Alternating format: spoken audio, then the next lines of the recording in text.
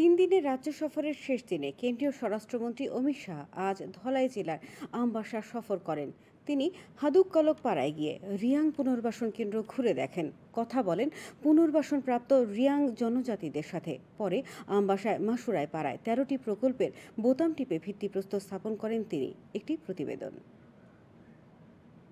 উত্তর পূর্বাঞ্চল পর্ষদের বৈঠকে যোগ দেওয়ার পাশাপাশি বেশ কিছু কর্মসূচিতে অংশ নিতে ৩ দিনের রাজ্য সফরে আসেন কেন্দ্রীয় স্বরাষ্ট্রমন্ত্রী অমিত শাহ।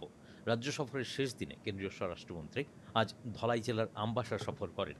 আমবাসার মাসুরাই পাড়ায় ১৩টি প্রকল্পের বোতাম টিপে ভিত্তিপ্রস্তর স্থাপন ও উদ্বোধন করেন তিনি। এতে ব্যয় হবে ৬৬৮ কোটি ৩৯ লক্ষ টাকা।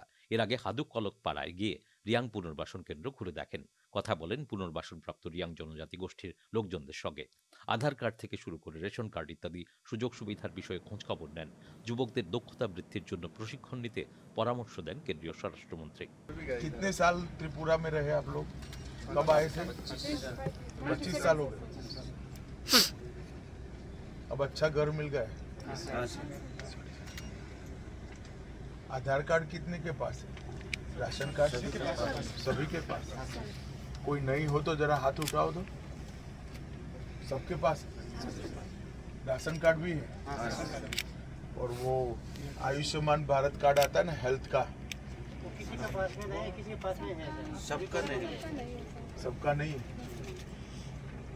चलो हम करा देते हैं। अंत्योदय कार्ड है ना सबके पास। इसमें आयुष्मान भारत कार्ड जिसके पास है उसको 5 लाख तक खर्चा नहीं होगा। ऑपरेशन कराना है, बड़ी बीमारी है, छोटी मोटी बीमारी तो सरकार यहाँ करती है। अगर आप हॉस्पिटलाइज हो गए तो कोई खर्चा नहीं होगा। घर जो बना है वो ठीक ठाक है, खुद ने बनाया आप लोगों ने? পুনর্বাসনপ্রাপ্তরাও কেন্দ্রীয় মন্ত্রীকে কাছে পেয়ে তাদের মনের কথা বলেন। বিভিন্ন সরকারি প্রকল্পের সুবিধা পেয়ে তারাও সন্তোষ ব্যক্ত করেন। I would like to thank central government and Tripura government for settling us here in Tripura and giving us permanent citizenship.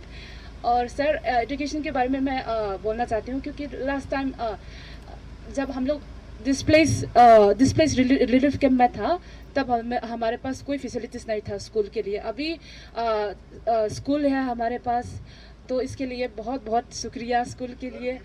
এর আগে পুনর্বাসন কেন্দ্রে পৌঁছানো মাত্রই জেলাশাসক সাজু ওয়াকিল এ সহ আরক্ষা প্রশাসন এবং জেলা প্রশাসনের প্রতিনিধি ও স্থানীয় জনপ্রতিনিধিরা তাঁকে স্বাগত জানান।